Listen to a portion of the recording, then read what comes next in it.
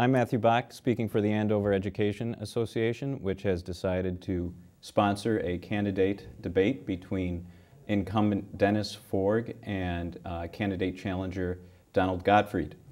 Today we're going to ask the candidates a general question to begin with, giving them 3 minutes to respond, and then we're going to open up the floor for faculty questions. Members of the school faculty at Andover High School, the middle schools, and the elementary schools. So to begin with, Mr. Forg, as the incumbent, I'm going to give you the opportunity to speak first, and in some ways this question may in fact be easier for you to answer having a track record to cite and fall back on. But the question is, in your tenure in office, how have you improved the Andover Public Schools, and what is your vision to improve it if you are to be elected to another term? Okay. First, before I begin, as we go through our discussion this afternoon, I need to be clear that I'm the sitting chair of the school committee, and so if there are any questions that come from the faculty that are relevant to either collective bargaining or grievances that have been filed, those are questions that I could not respond to. So just want to be clear as we start off. But in terms of improvement in vision, I would say a few things.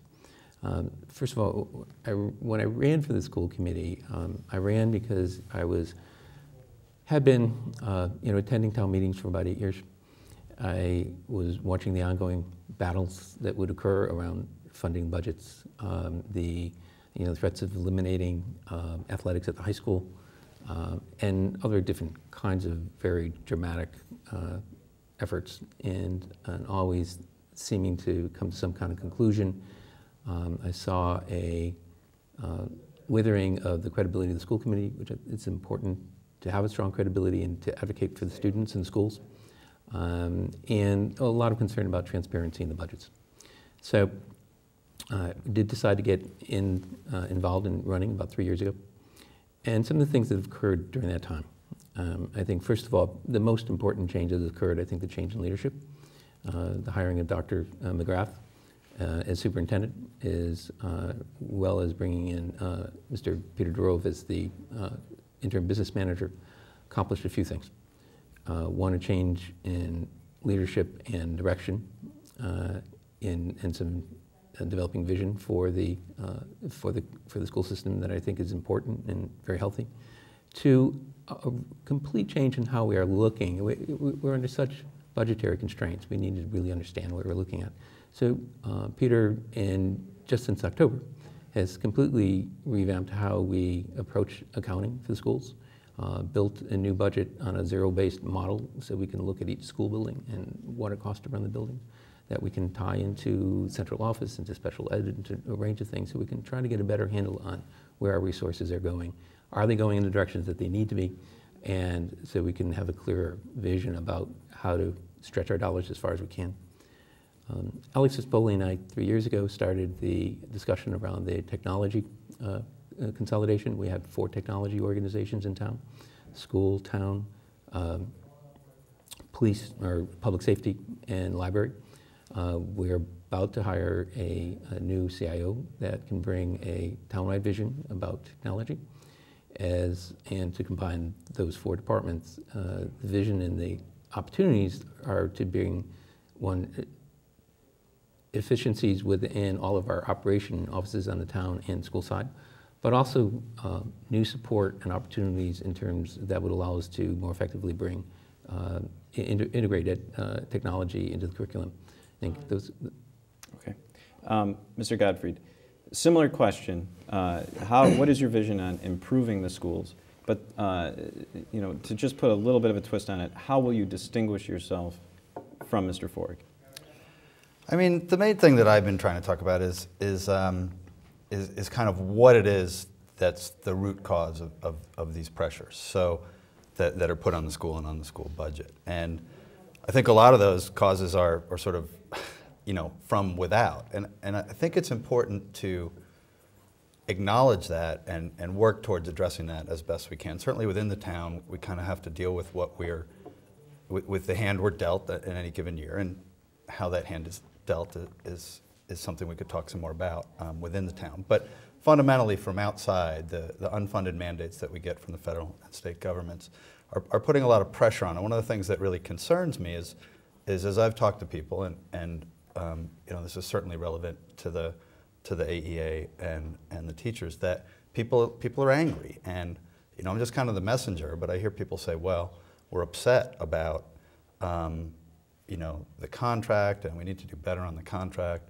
And what people fail to recognize is where that pressure is coming from. And I'm not saying that there can't be improvements in all these areas. There need to be. And there's a lot of anger throughout the country at public employee unions, as we see through what's been going on in Wisconsin and elsewhere. And so those are some real challenges within the town level. I say we got to figure out who we're angry at.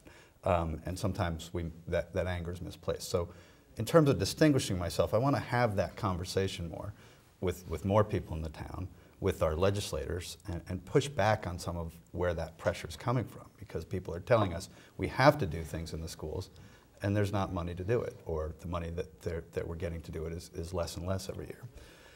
And so, you know, I would say in terms of distinguishing myself, it's partly that, to say let's look at this through the right lens, because that will change the way we approach each other and allow us to you know, properly direct that anger, or perhaps more importantly diffuse it, and speak from rational perspective with each other about how to get what we want for the children of Andover.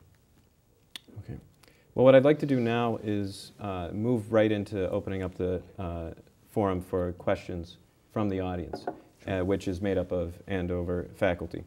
And what I'd ask is, as you come up to the microphone to ask a question, that you please identify yourself and what school you teach at, and anything else that you feel is necessary, years of experience or qualifications or licensing or anything like that.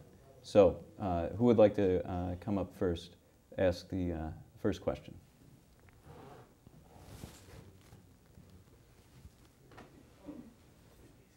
And I'm sorry to interrupt, but one more thing. I am going to reserve the right to ask a follow-up question in case of need for more specificity. My name is Fred Hopkins, and I teach social studies at the high school. Thanks for coming today. My question is, in this time of national economic downturn, can Andover afford an excellent school system? Mr. Fork, if you'd like to go first. Yes. I think we can do it in several ways.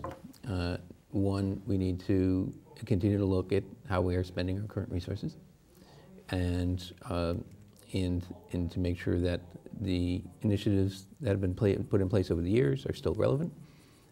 Are they meeting the goals that were originally identified? Should we shift priorities in any way? And that direction really comes from the leadership team, with Dr. McGrath, the principals, faculty, certainly the AEA input, in terms of where can we take the, restricted resources. Second piece is advocacy at the state and federal level about dollars, in terms of the biggest thing on our table right now is the circuit breaker, currently funded at 40%. The state reduced our funding by $1.3 million. We have a $7 million out-of-district sped budget. State provides us $1.3 million, should have provided around 2.5. So it's a $1.2 million hit, which in large part was made up by the federal stimulus money, our money last year, which now goes away. So that's part of the battle there. But then we also have to go back is, at one point, special education costs, out-of-district special education costs were in what we call the bucket, which basically came off the top. In the way the town approaches finances, health insurance, debt service, some other items, and it used to be special education came off the top. What was left was operating dollars that were then split between the school and the town. So it was a shared responsibility of this community to take on, to absorb the responsibility of the out-of-district placements, knowing the primary reason for that is that those dollars the cost of that are very volatile. The school system does not have control over how many students go out in a given year. We can do our best to manage that and to limit that as best as we can, but at the end of the day, we don't have control over it. Mr. Gottfried. Yeah, so the question, can we afford an excellent school system? I mean, right now, it doesn't seem like it, because I would argue we don't have an excellent school system. I don't mean to, I don't want that to sound the wrong way, but I've talked to people, and you'll see the question in the paper, in the Townsman today about that. How do you rank the Andover schools? I noticed something today about some discussion of certain teachers in the high school being, potentially, on the block to meet this year's budget, and I don't know all the details of that, but that concerns me. And so my concern is that the discussion so much is about what we can afford. Now, there's only so much money to go around. Certainly, what Mr. Forg is saying about the bucket money, I wholeheartedly support. I think that would dramatically affect the budget process and the perception that people have about how much money is going to the schools, and the sort of annual budget battle. But I really want to get back to that. Let's define excellent. Let's define what we want to be as a school district. We have in our vision statement to be a model public school district. Personally, I don't feel that we're doing that right now, because we're not focused, as a town, we're not focused on being an excellent school system. We're focused on, sorry, this is all the money we have. So, honestly, I'd say right now, no, we can't afford to be an excellent school system. And we have to decide whether we want to be and figure out how to do that. It's going to come from many places. I don't think there's any silver bullet here, but we have to keep the focus on excellent versus afford. And I don't know exactly how we're going to do that, but let's keep our eye on the prize, I like to say. Quick follow-up question with a 1-minute response, and I'll go to Mr. Gottfried first this time, give Mr. Forg an opportunity to answer second. Do we allocate enough money to the school systems? Do we spend enough money on education in Andover? No, I don't think so. And that partly goes to the process where the special ed money is not in the bucket to begin with, right? And so we end up having this budget battle every year. You would have seen at the beginning, or relative beginning, a few weeks ago, where the town side of the budget was relatively easily balanced from what I could see in the presentation, and yet the schools are still looking at a $3, $4, or $5 million gap. And we're working that out. Mr. Forg, as part of the committee, is certainly working on that. And they're getting closer. But just by nature of where we start, by not putting the special ed money in the bucket, it just looks much worse. And so I think the end result will be less money for the schools, and hence, no, we're not spending enough. Mr. Forg. To focus on the FY12 budget, I would say no. We are $1 million apart at this point. If we began to look at some of those numbers, if we did have the bucket model in place, we would have no deficit right now. We would have an agreement on the budget.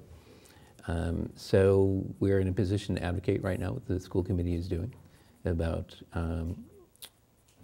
the school committee is looking at the proposal that was placed on the table last night from the superintendent, and she will place that again tonight in an open school committee meeting for public input. But we are in the position, and we're having discussions now, and we'll have a meeting next Wednesday of a subcommittee of a tri-board, and